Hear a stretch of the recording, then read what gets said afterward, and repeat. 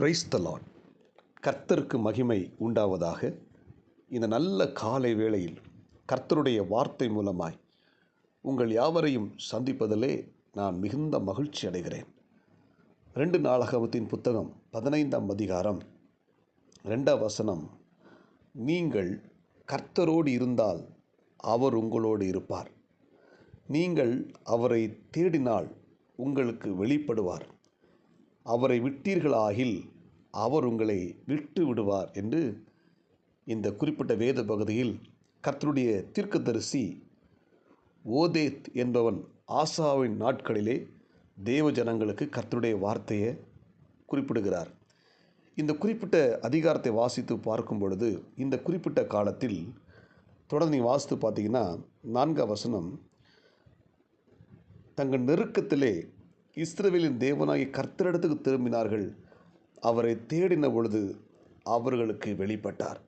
அன்புக்குரிய தேவனுடைய பிள்ளைகளே, தேவ ஜனங்கள் தங்கள் நெருக்கத்தில் கர்த்தரை தேடின பொழுது கர்த்தர் வெளிப்பட்டார், அந்த நெருக்கத்திலிருந்து விடுதலை கொடுத்தார் என்று வாசிக்கிறோம். இந்த காலை நேரத்திலே நம்முடைய வாழ்க்கையில் வருகிற நெருக்கங்கள், போராட்டங்கள், கஷ்டங்கள், நிந்தனைகள், இப்படிப்பட்ட சூழ்நிலையில் நாம் கர்த்தரை தேடுவோமானால் நிச்சயமாக நம்முடைய ஆண்டவர் நமக்கு அற்புதம் செய்வார், ஆச்சரியமான காரியங்களை செய்வார். இன்றைக்கு பார்த்தீங்கன்னா அநேக நேரங்களில் நம்முடைய கஷ்டங்களுக்கும் நெருக்கங்களுக்கும் நம்ம என்ன செய்கிறோம்? மனிதர்களை சார்ந்து விடுகிறோம், மனிதர்களை நம்பி விடுகிறோம்.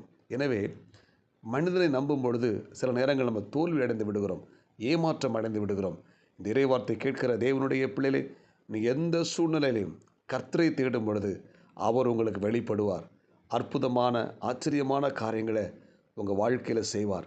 வேதம் சொல்லுகிறது, சிங்கக்குட்டிகள் தாழ்ச்சி அடைந்து பட்டினியாய் கிடக்கும், கர்த்தரை தேடுகிறவர்களுக்கோ ஒரு நன்மையும் குறைபடாது என்று சொல்லி வேதம் சொல்லுகிறது. எனவே கர்த்தரை தேடும் பொழுது நிச்சயமாக தேவன் நம்மை வழி நடத்துவார்.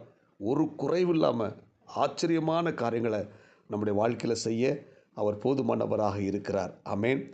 இந்த தீர்க்கதரிசி ராஜாட்ட சொன்ன உடனே, நீங்கள் கர்த்தரை தேடுவீர்கள் என்றார், அவர் உங்களுக்கு வெளிப்படுவார், நீங்கள் கர்த்தரோடு இருந்தால் அவர் உங்களோடு கூட இருப்பார். இந்த வார்த்தை சொன்ன உடனே இந்த ராஜா தன்னோட ஜனங்களுக்கு சொல்லுகிறான். நீங்கள் அந்த 2 நாளாகமம் 15ஆம் அதிகாரம் 12, 13 வசனங்களை வாசித்து பார்த்தீங்கன்னா, தங்கள் பிதாக்களின் தேவனாகிய கர்த்தரை தங்கள் முழு இருதயத்தோடும் தங்கள் முழு ஆத்மாவோடும் தேடுவோம் என்றும், சிறியோர் பெரியோர் ஸ்திரீகள் புருஷர்கள் எல்லாரிலும் இஸ்ரவேல் தேவனாகிய கர்த்தரை தேடாதவன் எவனோ அவன் கொலை செய்யப்பட வேண்டும் என்று ஒரு உடன்படிக்கை செய்து மகா சத்தத்தோடும் கம்பீரத்தோடும் பூரிகைகளோடும் எக்காலத்தோடும் கர்த்தருக்கு முன்பாக ஆணையிட்டார்கள். இந்த ஆணைக்காக யூத ஜனங்கள் யாவரும் சந்தோஷப்பட்டார்கள். தங்கள் முழு இருதயத்தோடும் ஆணையிட்டு தங்கள் முழு மனதோடும் அவரை தேடினார்கள். கர்த்தர் அவர்களுக்கு வெளிப்பட்டார். சுற்றுப்புறத்தாரால் யுத்தம் இல்லாதபடிக்கு அவர்களை இளைப்பார பண்ணினார் என்று சொல்லப்பட்டிருக்கு. ஆமென். இந்த ஜனங்கள் முழு இருதயத்தோடும் முழு ஆத்துமாவோடும் முழு உள்ளத்தோடும் கர்த்தரை தேடினபடினால் சுற்றுப்புறத்தில் இருக்கிற எல்லா மக்கள் மத்தியிலையும் ஆண்டவர் தம்முடைய ஜனங்களுக்கு ஒரு சமாதானத்தையும் ஒரு இளைப்பாறுதலையும் கொடுத்து ஆசீர்வதித்தார். இன்றைக்கும் இறைவார்த்தை கேட்கிற தேவனுடைய பிள்ளைகளே, நாம் கர்த்தரை முழு மனதோடு அவரை தேடும் பொழுது, முழு இருதயத்தோடு அவரை தேடும் பொழுது நமக்கு ஒரு நல்ல ஒரு சமாதானத்தையும் ஒரு இளைப்பாறுதலையும் கர்த்தர் வைத்திருக்கிறார். இந்த இறைவார்த்தை கேட்கிற தேவனுடைய பிள்ளைகளே, நீங்கள் வேதனையோடு கூட இருக்கிறீங்களா? கடன் பாரத்தோடு இருக்கிறீங்களா? கண்ணீரோடு கூட இருக்கிறீங்களா? சோர்ந்து போகாதீங்க, கர்த்தரை தேடுங்கள், அப்பொழுது உங்கள் வாழ்க்கையில் அற்புதம் நடக்கும். ஆண்டவரை தேடுங்க, அவரை தேடி செல்லுங்க. சகையோனுங்கிற மனிதன், அவனோட பணம் இருந்துச்சு, எல்லாம் இருந்துச்சு, ஆனால் அவனோட நிம்மதி இல்லை, சமாதானம் இல்லை. இப்போ அவன் இயேசு கிறிஸ்து குறித்து கேள்விப்பட்டு இயேசுவை தேடி போகிறான். அவர் போகும் வழிக்கு முன்பதாக போய் ஒரு காட்டுத்தீ மரத்தில் ஏறி உட்கார்ந்துருக்கிறான். இயேசு அந்த வழியாக சகையவே இறங்கி வா, நான் அவன் வீட்டுக்கு வர வேண்டும், தங்க வேண்டும் என்று சொல்லி இயேசு சகையோட கேட்குறார்.